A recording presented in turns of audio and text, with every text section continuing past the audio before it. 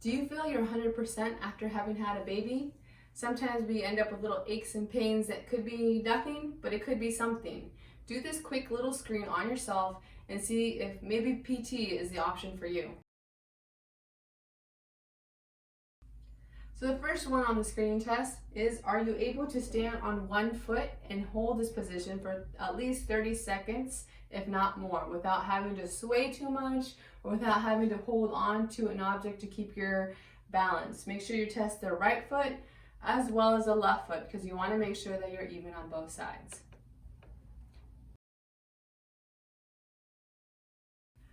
The second item on the self-screening test is, are you able to squat down all the way to the floor without any pain in the knees, the hips, the back as you lift something up? This is really important if you're bending down to pick up a newborn from the floor, from their play area, or a toddler to get them up into their high chair. So are you able to squat all the way down, pick up your child, and then come up all the way back up? The third one on our list is, are you able to sit crisscrossed? Are you able to sit in a full crisscross applesauce and interact with your kids? This is a good position when you're down on the floor and you build a puzzle with them. Can you read a book to them? Can you tie their shoes in this position without having pains in your knees, your hips, or your ankles?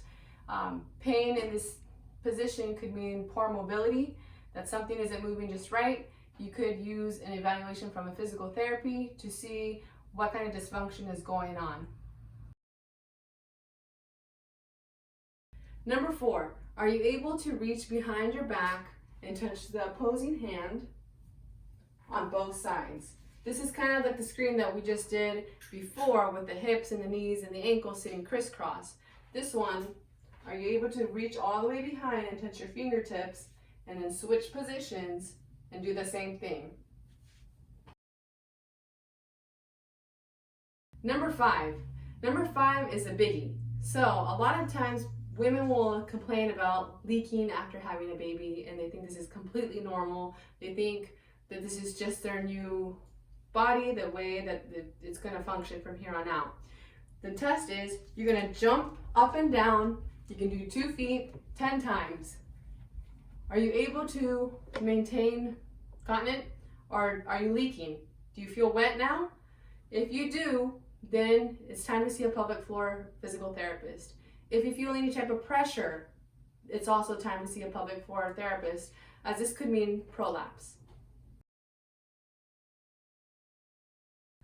The last one on our list is checking for diastasis recti. You may have already noticed this if you are active in any type of exercise, whether it be sit-ups, you may have noticed a bulge, whether it be planks, you could have noticed that same coning, or even if you're not getting back to exercises, getting up out of the bed in the morning, if you're jackknifing right out of bed instead of rolling over to your side, you may have noticed this bulge. The other way to check for the diastasis recti is if you lay on your back. Now, I am in my 2nd trimester of pregnancy, so it does look a little bit different, but I will post a link for the one that has self-checking. But just for demonstration purposes, you're going to put your 2 to 3 fingers right at the belly button, and you're going to lift your head up, and you're going to try to self-assess.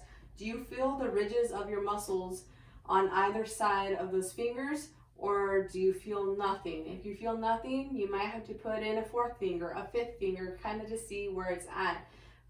The separation could be small or it could be a lot bigger. So go ahead and check that out and see if you have any of that separation, or if you self-assess in a different way, you could notice the coning.